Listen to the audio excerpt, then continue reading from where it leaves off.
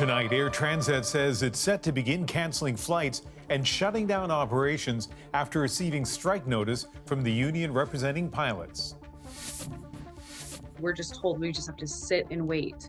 Keep checking the flight status. The anxiety for travelers heading into a busy holiday season. Canadians, are kind of fed up with aviation disruptions.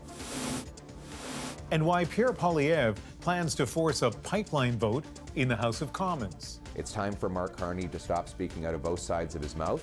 The non-binding motion and the potential political fallout.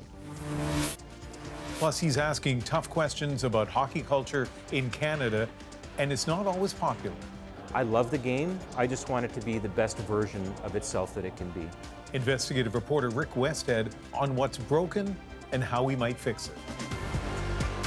From CBC News, this is The National with Ian Hennemensing. Just as holiday air travel is about to ramp up, Air Transat says it's winding operations down after the union representing its pilots issued 72-hour strike notice. Both the airline and the union accuse each other of failing to reach a compromise. While negotiations continue, the airline will start canceling flights tomorrow ahead of when the strike would begin on Wednesday. It would be the third strike at a Canadian airline in the past 18 months. There is still time to get a deal and avert that strike, but as Caroline Bargut shows us, the travel upheaval has already begun. Air Transat pilots are ready to walk off the job. The Montreal-based company says it will begin suspending flights on Monday, followed by a complete suspension on Tuesday. Basically, we're just told we just have to sit and wait.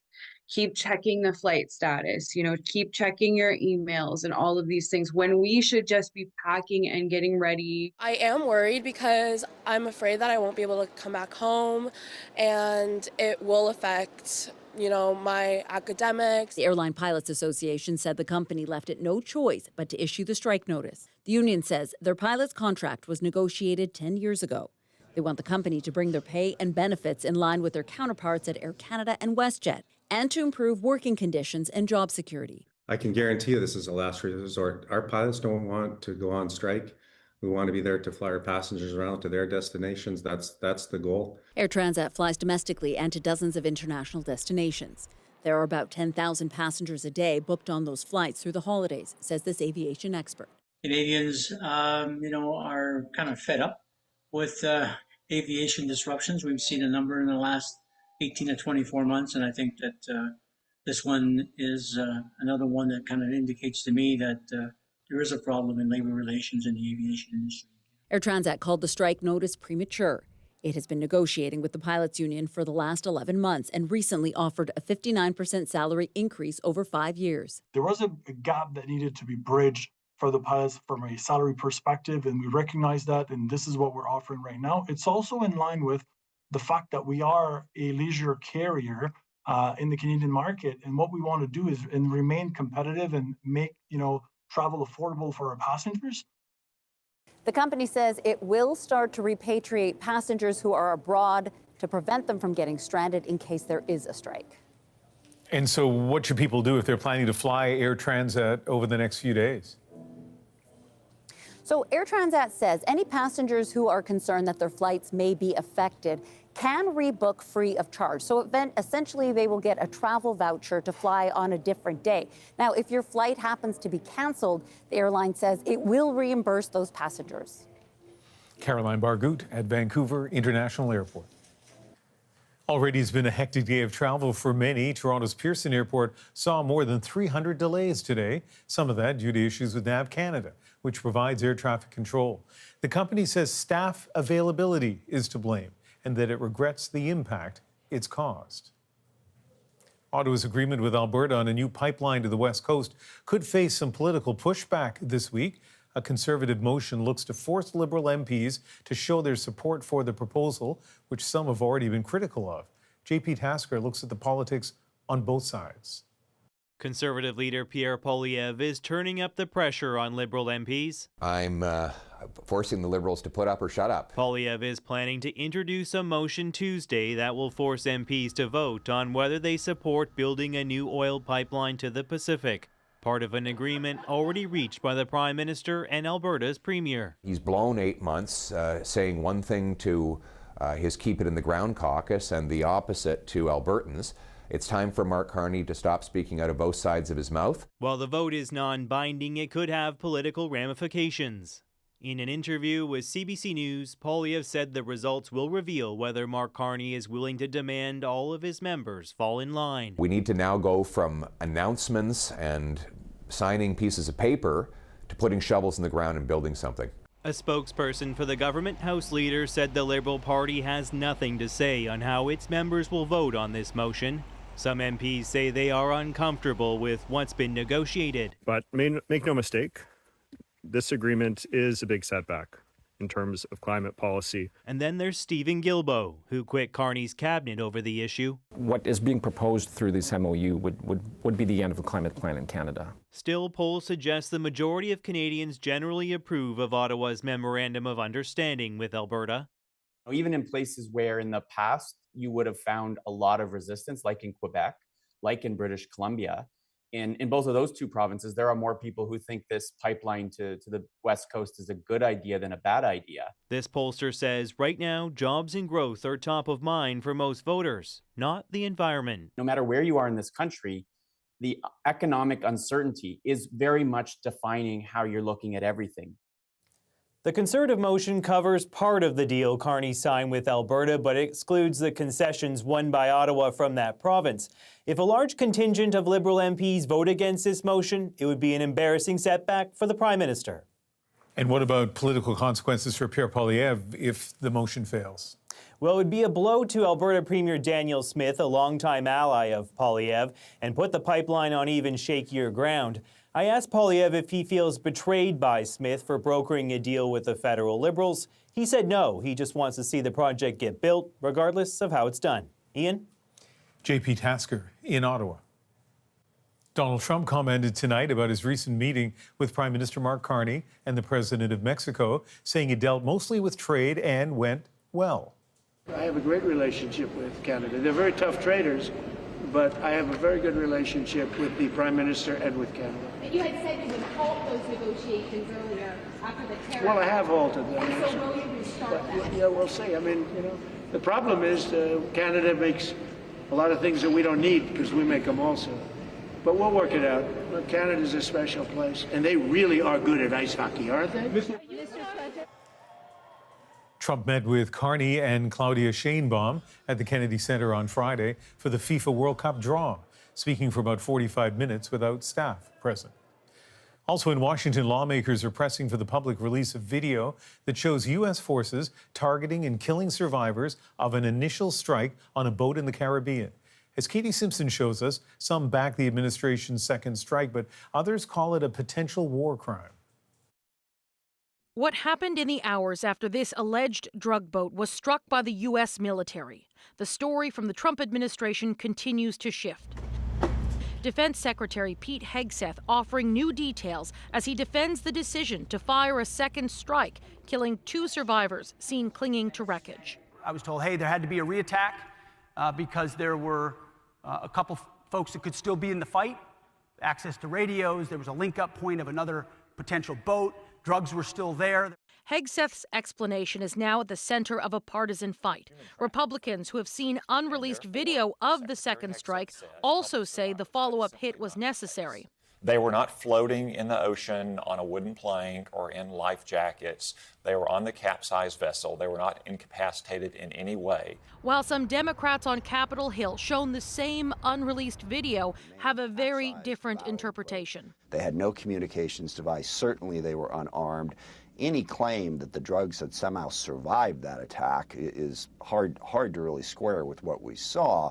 I think it's really important that people see what it looks like when the full force of the United States military is turned on 2 guys who are clinging to a piece of wood and about to go under, just so that they have sort of a visceral feel for what it is that we're doing. The Trump administration has released well over a dozen clips of the strikes that have killed at least 87 people.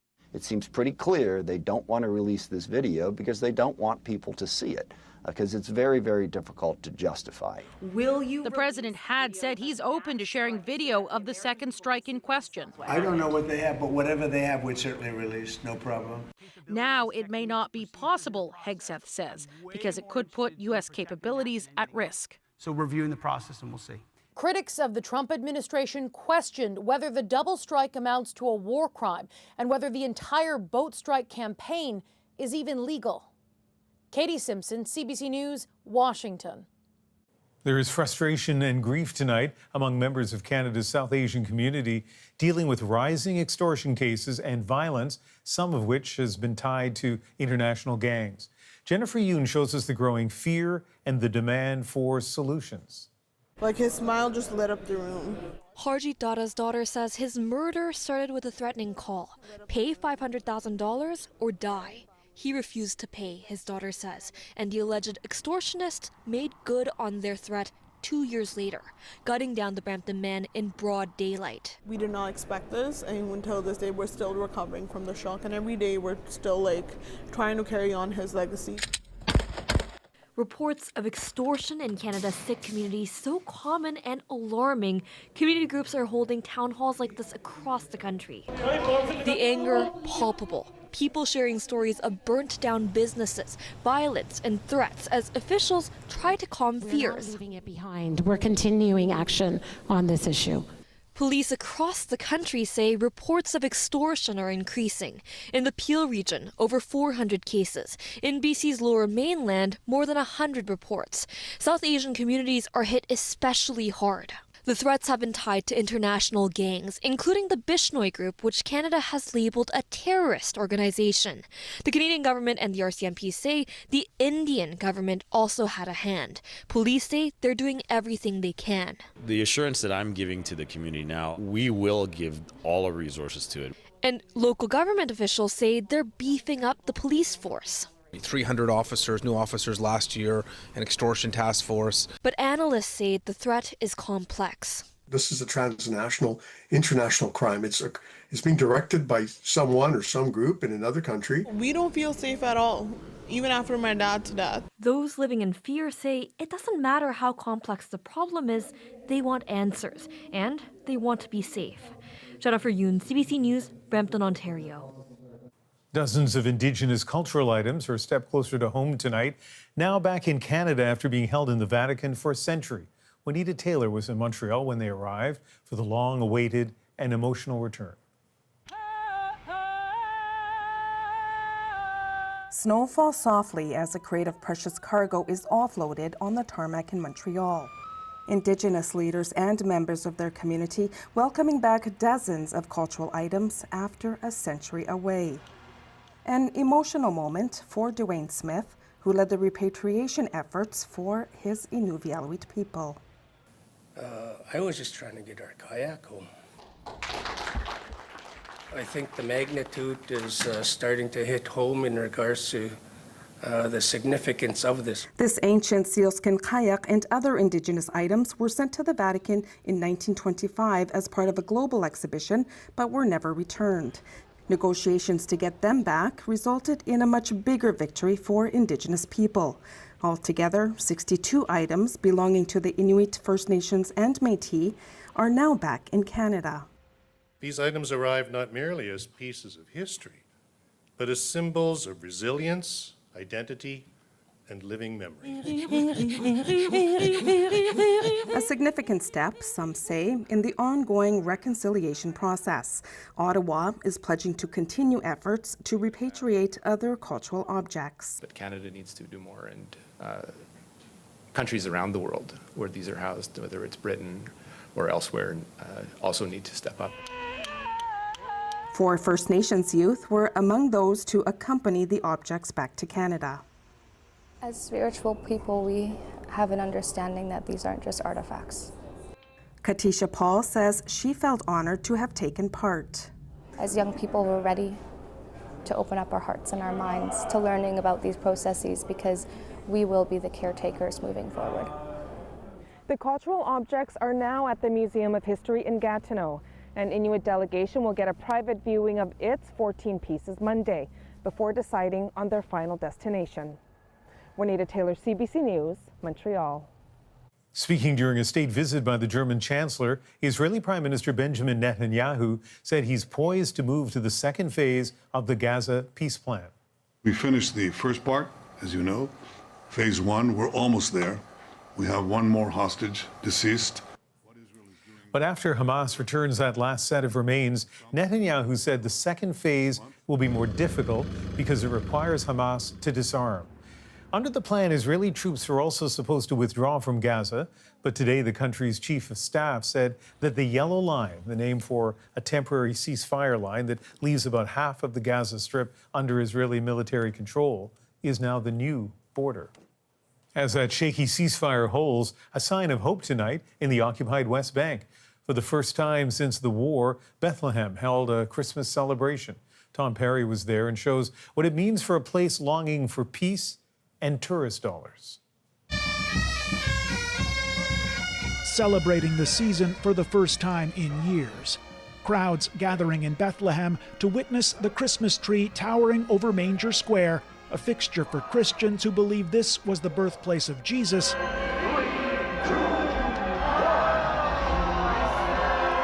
Light up for the first time since the start of the war in Gaza and the attacks of October 7, 2023. We need something to make us happy after all, so after 2 years of war and demolition, this is better for us. Nobody had the appetite to celebrate, so now we're hopeful and, peace would somehow miraculously come. The war and the pandemic before that virtually emptied Bethlehem of tourists, leaving local merchants struggling to survive. We used to see many tourists coming, between over 100 buses every day to visit the Church of Nativity. So this is business for the whole city. Jack Tabash and his wife have been selling local crafts for decades, but their shop has been closed for most of the past 2 years. They're glad to see this celebration, but no, it's just the first step. Not the tree that brings the tourists, it's the political situation of the country. When it is calm, no wars, no shootings, then we can see tourists. This is a big event, and there are a lot of people here, but most of them are Palestinian, either from Bethlehem or other communities. What people here are waiting for is foreign tourists and their money to make a comeback. Bethlehem is ready to receive tourists and pilgrims. Bethlehem's mayor hoping for a turnaround. We were getting like 2.5 million tourists a year, and on October the 7th just stopped. Local people, too, hoping this ceremony is a sign of better days ahead, praying for prosperity and peace. Tom Perry, CBC News, Bethlehem. Kids in Australia are starting to see their Instagram and Facebook accounts being shut down. It was my community and my lifeline. How the country's social media ban is making waves worldwide. And food banks across Canada are feeling the strain. Food insecurity is something that affects our neighbors 365 days a year, but it's that much more painful at the holidays. Preparations for what's expected to be a record surge in demand. Plus, after a wildfire destroyed their school, we never seen each other in like a year or 9 months or something like that. These kids in Newfoundland are reuniting and getting into the holiday spirit. We're back in 2.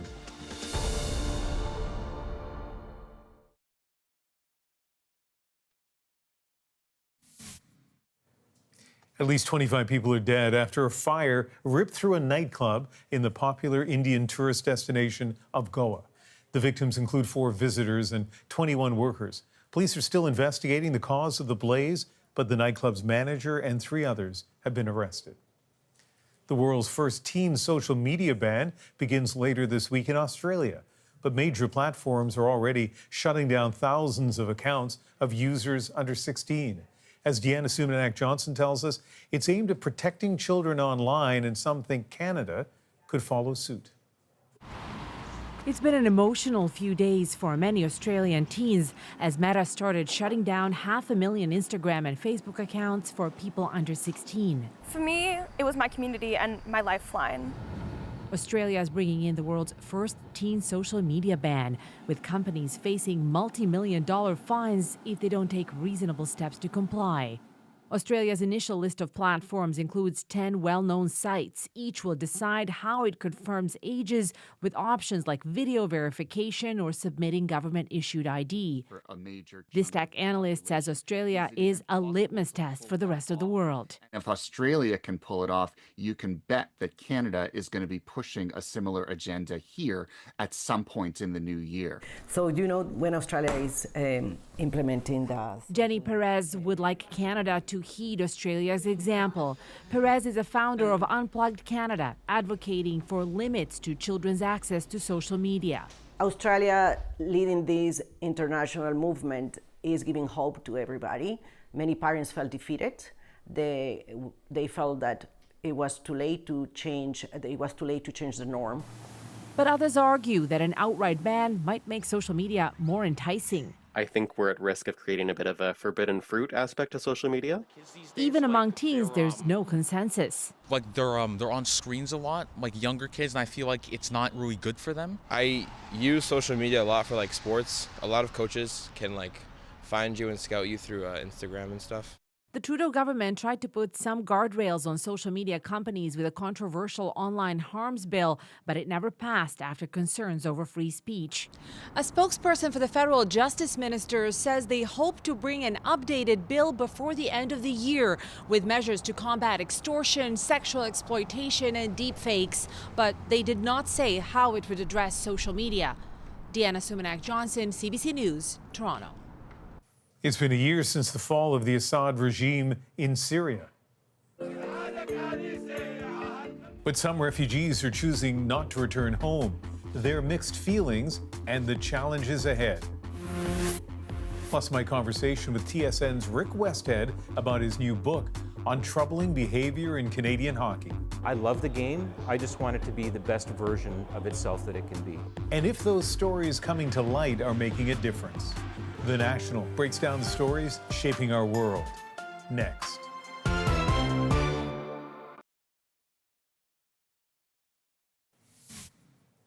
Canadian swimmer Summer McIntosh continues to rewrite the record books.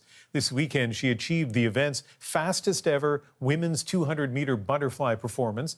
It came on the final day of the U.S. Open in Austin, Texas, in the same pool that McIntosh now calls her primary training base.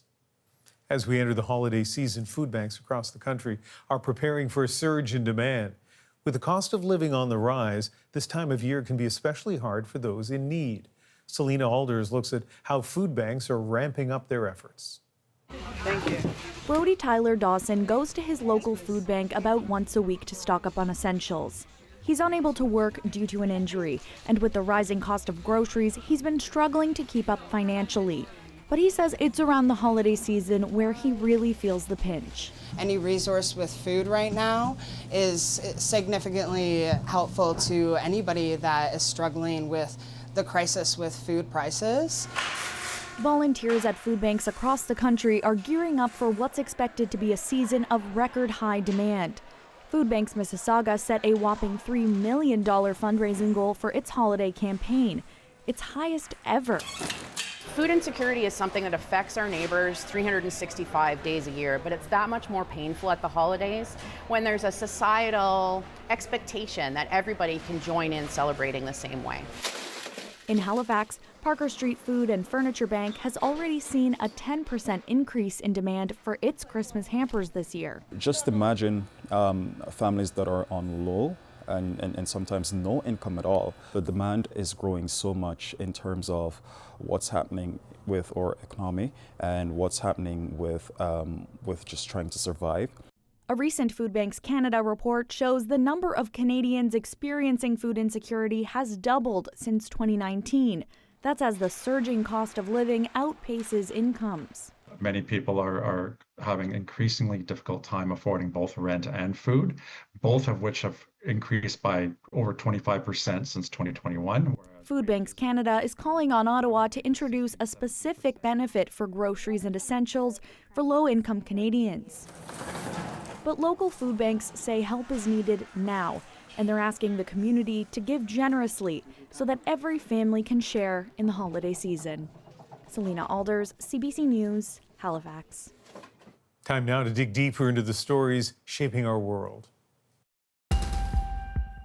A year after the fall of Syria's brutal dictatorship, some who fled the war-torn country struggle with the thought of going back. 14 years war, it's now hard for living. Need a time.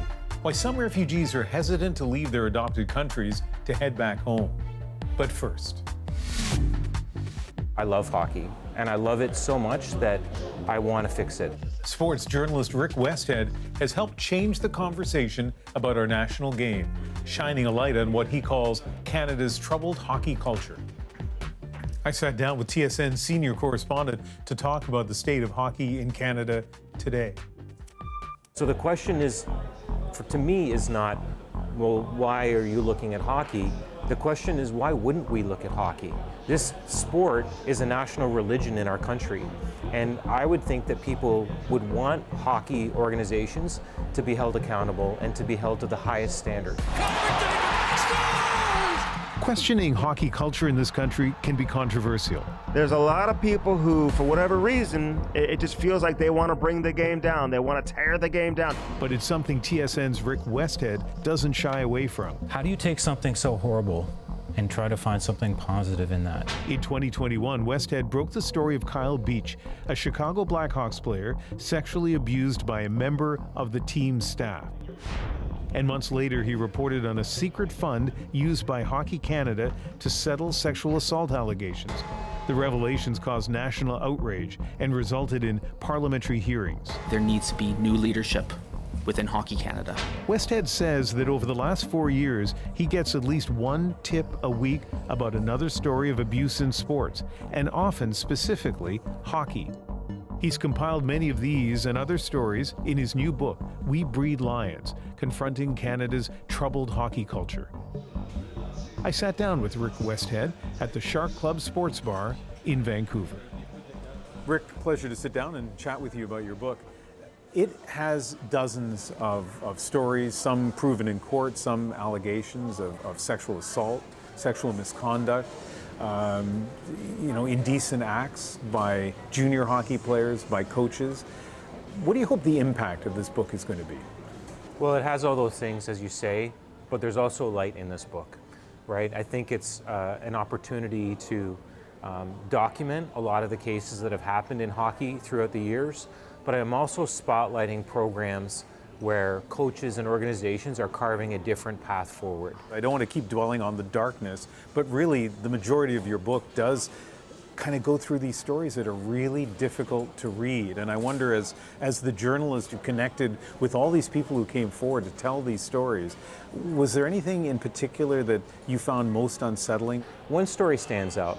I talked with a man who I play hockey with recreationally in Toronto, and he told me that his son had played junior A hockey in 2019 and that his experience had been 10 out of 10.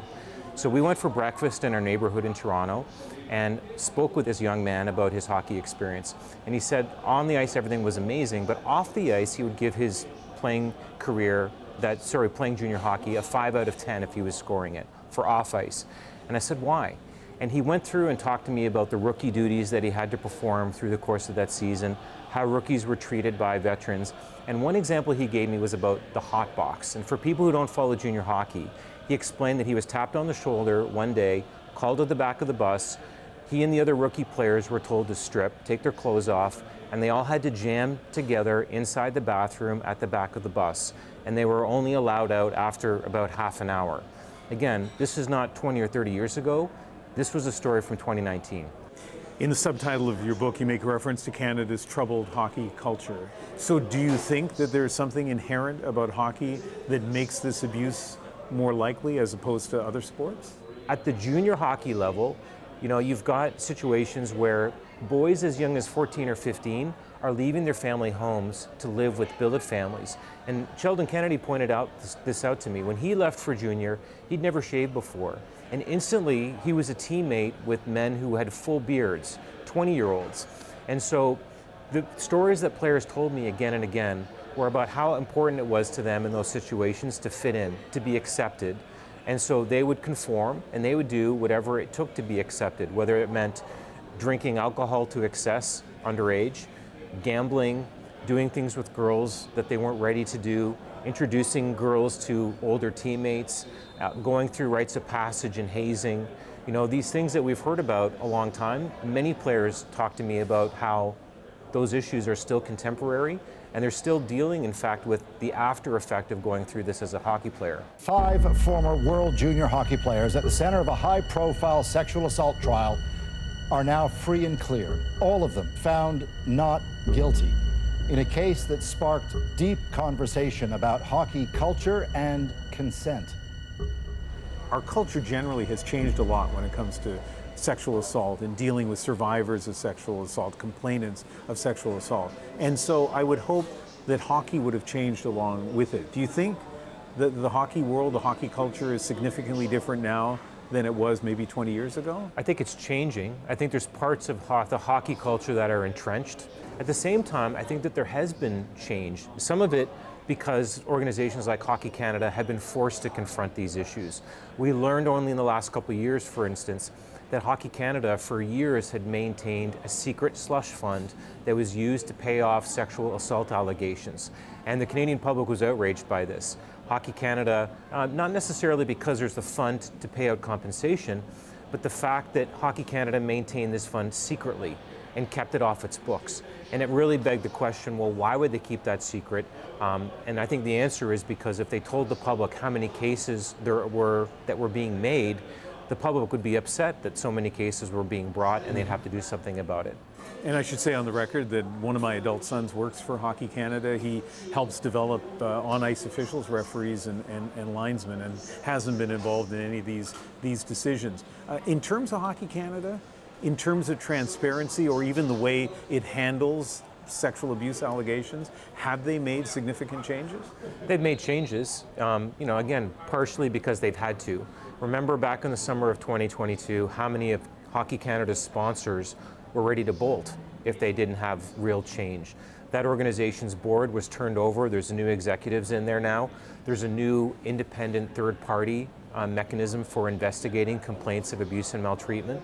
But there's still some things that Hockey Canada is stuck on. I'll give you an example. Many organizations, national sport organizations, now make public the sanctions they give to adults for misconduct. So if someone has due process and they're suspended for a year, the public has a right to know that. Hockey Canada is not there yet. They still are concerned about the possibility of litigation from somebody who is named for doing bad things. And it begs the question, why isn't the right for parents to know who they're dropping their kids off with and who they're trusting their kids with? Why isn't that right more important than the right of somebody to privacy? If I were to ask you to give me an example or two of what hockey could do to improve significantly, what would that be? Many organizations, if they do consent training at all, will bring in somebody from an organization that fights gender-based violence once a year for an hour. I think no matter how good that person is, it's not enough. One coach told me, well, my boys, they watched this video of a cup of tea. And some people might have seen this on YouTube. If you say, hey, would you like a cup of tea? And they're like, I'm not really sure. Then you could make them a cup of tea or not, but be aware they might not drink it. And if they don't drink it, then, and this is the important part, don't make them drink it. And some teams, not all, some teams, this is what consent training looks like, showing them a video like this. The Peterborough Petes are a different example. So this Ontario Hockey League major junior team opened their doors to a man named Luke Ben-Veltzen several years ago. No means no, exactly right. Luke's from Australia, he can't skate. But he came in with training on how to speak about issues of consent, and the team gave him unfettered access to the locker room. So he was there, he put the time in, he built up trust with players. To have these vulnerable conversations about what was going on in their lives, that's a roadmap for other teams to follow. I think it would be easy for somebody to read about this book, maybe not even read the book, and think, here's a guy who kind of hates hockey. I understand why people might say that. I love hockey, and I love it so much that I want to fix it. I want to make it better. I want to give people a platform to share their stories. I play hockey several times a week. Some of my best friends are in the game. I coached my son through his U18 minor hockey season. And when he was sick with cancer and at Sick Kids Hospital during the pandemic, the people in our hockey community surrounded my family with love and helped us get through that extraordinarily tough time. So not only do I recognize that there's great people working and volunteering in hockey, I celebrate them. And I've done a lot of reporting and stories about resilience and about the good parts of hockey that stitch us together as a country.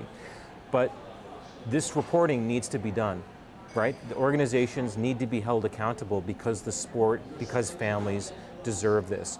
So make no mistake, I love the game. I just want it to be the best version of itself that it can be. Westhead says there isn't accurate data on just how widespread abusive practices are currently in junior hockey, but he says it's clear there needs to be more openness and discussion about it. Coming up, Syrians who fled to neighboring Turkey to escape a long civil war are now considering going back. The Turkish government is trying to make it easier for them and comfortable for them if they decide to go back. But 1 year after the fall of the Assad regime, the path home for many is complex and uncertain. That's next.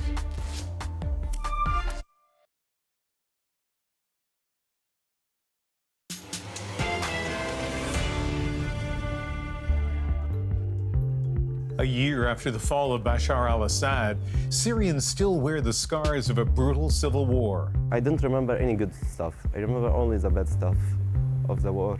Now a steady stream of moving vans as some of the 6 million Syrians displaced by war return home.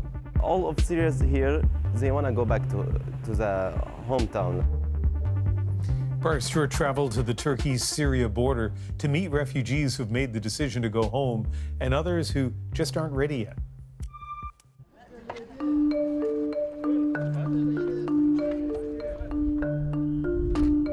In southern Turkey, this has been the scene for about a year.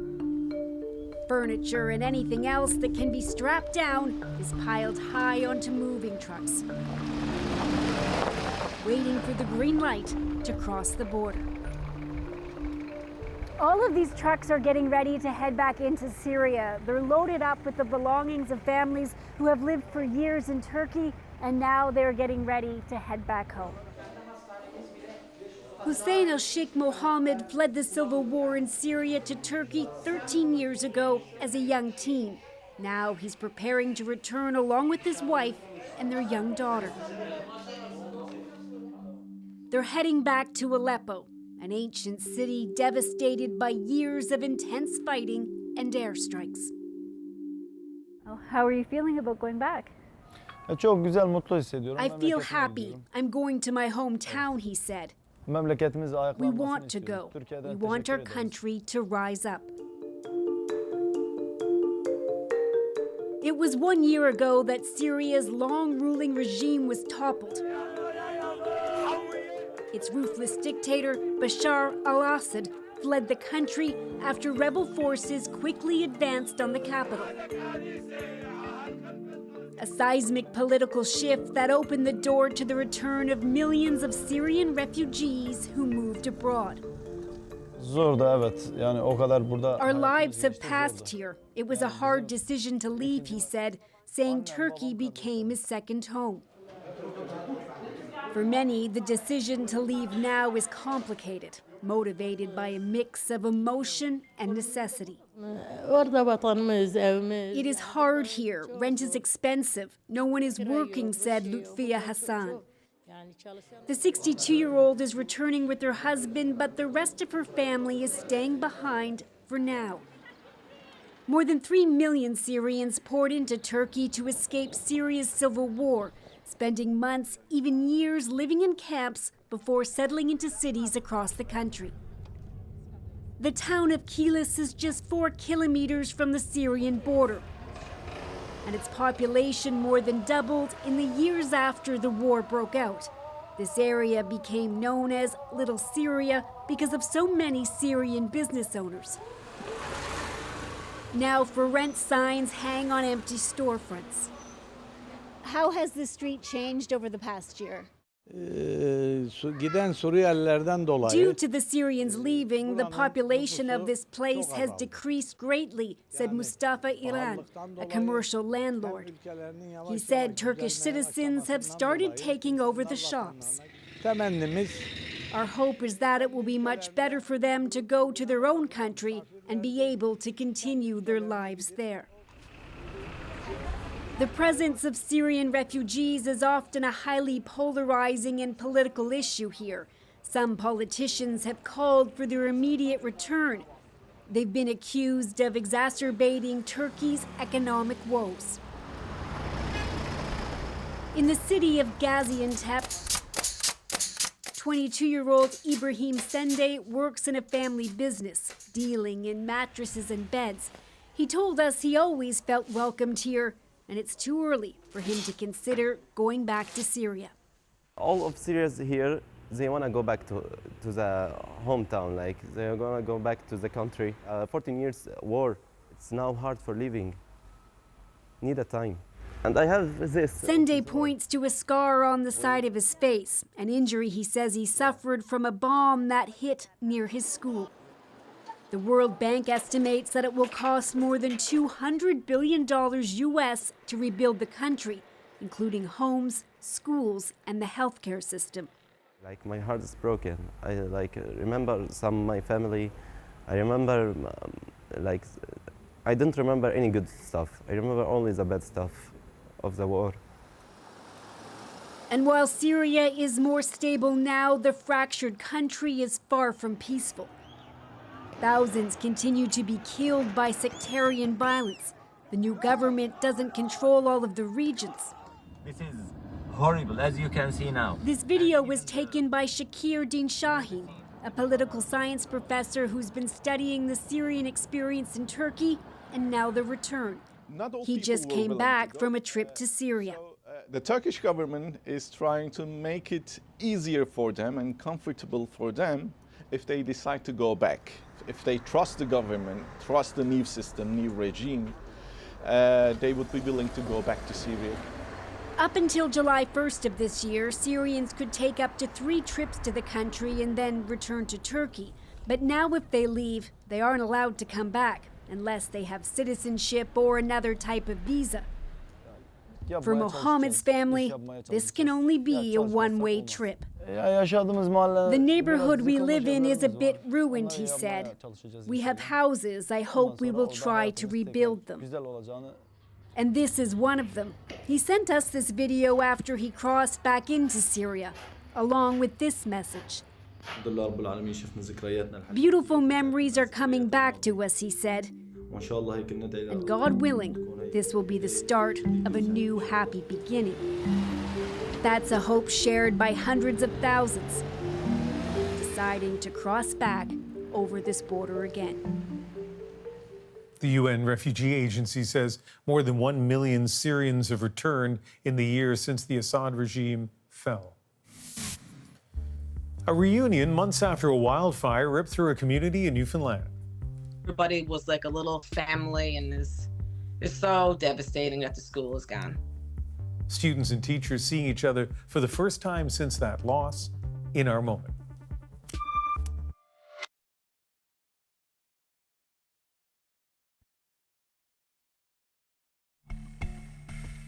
You're looking at a group of students from Cabot Academy in Newfoundland getting together for the first time in months. They were forced apart back in August after a wildfire burned their school down in Conception Bay, and their reunion makes our moment. As the children were loading the bus, the kids were already cheering, and it was so heartwarming. I was happy because we never seen each other in like a year or 9 months. Well, my school burned in the fire, and it was like a bit sad. Everybody was like a little family, and it's so devastating that the school is gone. I know for me, it was invaluable for me to connect with them again. We did pass the present where we went around in circles. It was like 17 layers of wrapping paper. We went into the government house and we made ornaments to put on the trees. I think the staff needed it. I think our children needed it. It just really kicked off the Christmas season, because that's truly what it's all about. It's about the children. From what I understand, lots of uncertainty there still. A lot of those families lost their homes in the wildfire. No word on what's going to be built or rebuilt on the property where the school was, but at least for a few hours, they got to enjoy a reunion. You can see the huge smiles on their faces. For all of us at The National, thanks for being with us. I'm Ian Hannah-Mansing in Vancouver. You can join me on CBC News Network, weeknights, 7 Eastern, 4 Pacific. See you then.